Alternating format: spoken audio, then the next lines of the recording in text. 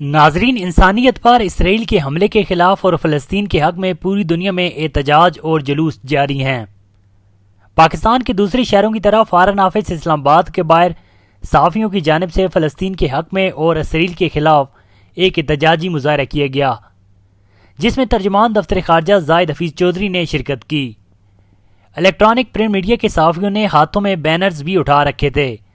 ترجمان دفتر خارجہ زاہد حفیظ چودھری نے کہا کہ اسرائیلی بربریت کے خلاف عالمی سطح پر کارروائی ہونی چاہیے۔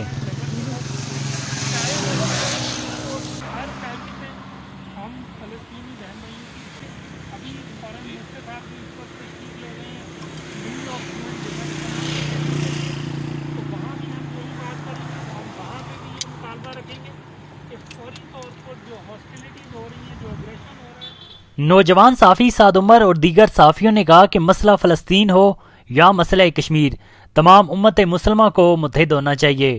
وہ وقت دور نہیں جب فلسطین آزاد ہوگا۔ بہت شکریہ تمام شرکا اور تمام سینئرز نے پہلے اپنے خیالات کا اظہار کیا اور واضح طور پر بتا دیا۔ میں صرف تھوڑی سی بات کروں گا۔ فلسطین کا مسئلہ ہو چاہے مسئلہ کشمیر ہو، اس کی بنیادی وجہ کیا ہے؟ کیوں آج مسلمان جو ہے وہ زوال کا شکار ہیں؟ پوری دنیا میں دیکھا جائے تو مسلمانوں پر ہی جو ہے مظالم ہو رہے ہیں۔ روہنگیا کا واقعہ دیکھ لیں، ابھی جو مظالم ہوئے، پھر اس کے بعد نیپال میں مسلمانوں پر مظالم ہوئے، پھر اب فلسطین کا، کشمیر کا۔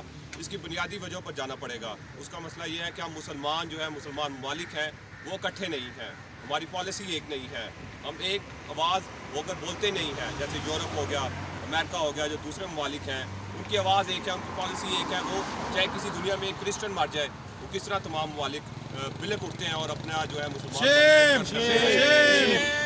لیکن مسلمان مرتا ہے تو اس کی موت اور اس کی جو لاش پڑی جاتی ہے وہ سڑکوں پڑ جاتی ہے، اس کی کوئی اہمیت نہیں ہے۔